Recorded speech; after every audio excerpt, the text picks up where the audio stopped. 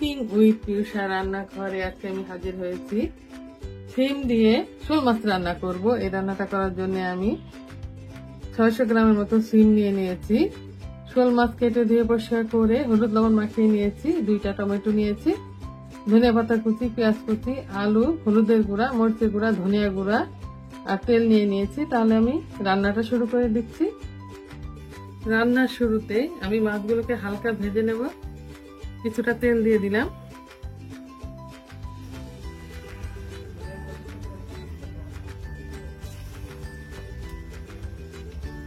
মাছগুলোকে আমি হালকা ভেজে নেব।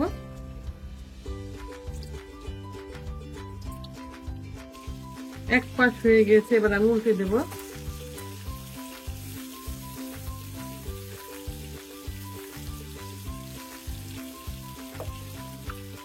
মাছগুলো ভাজা হয়ে গেছে, এবার আমি উঠিয়ে নেব।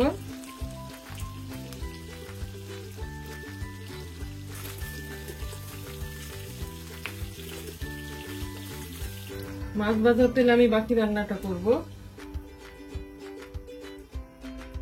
আর একটু তেল দিয়ে দিব। এই তেলে আমি পুরো রান্নাটা শেষ করব। এবার পেঁয়াজ কুচি দিয়ে দিব। এখানে হাফ কাপের মতো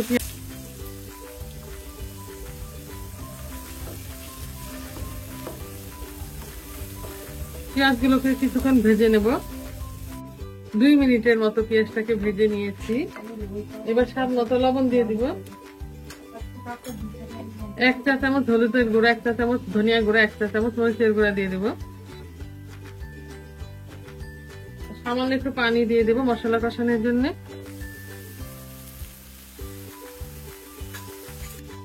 মশলাগুলোকে আমি 2 মিনিটের মতো কষিয়ে নিয়েছি। মশলা তেল ছেড়ে দিয়েছে। এবার আমি এখানে 3টা আলু টুকরা করে নিয়েছি, দিয়ে দিব। 2টা টমেটো ফালি করে নিয়েছি, দিয়ে দিব।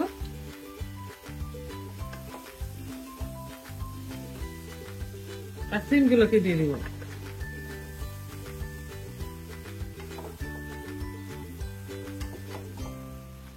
এবার ঢাকনা চাপা দিয়ে আমি কষিয়ে নেব।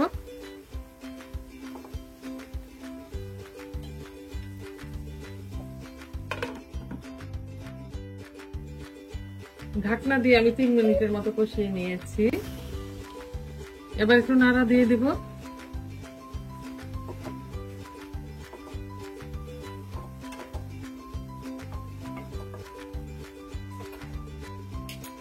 এবার ঢাকনা দিয়ে আরো কিছুক্ষণ কষিয়ে নেব। ঢাকনা দিয়ে আমি 7 থেকে 8 মিনিটের মতো কষিয়ে নিয়েছি। আর সবজিগুলো অনেকটাই সেদ্ধ হয়ে আসছে।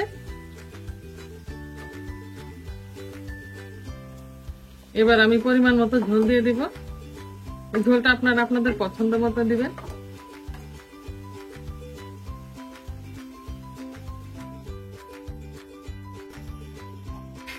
এবার আমি ঢাকনা দিয়ে আরো কিছুক্ষণ রান্না করে নেব। সবজিগুলো সেদ্ধ হওয়ার আগ পর্যন্ত আমি রান্না করে যাব। ঝোল দেওয়ার পর আমি আরো 5 মিনিটের মতো রান্না করেছি। এবার মাছগুলো দিয়ে দিব।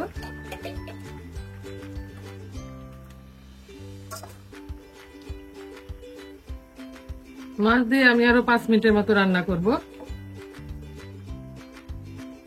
আর নামানোর আগে অবশ্যই আমি ধনিয়া পাতা কুচি দেব।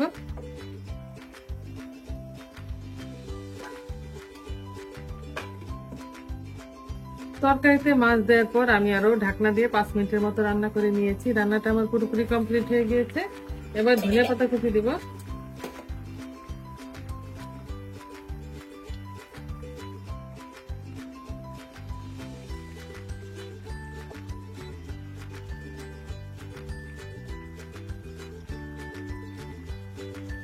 আর চুলার আঁচটা আমি বন্ধ করে দেব।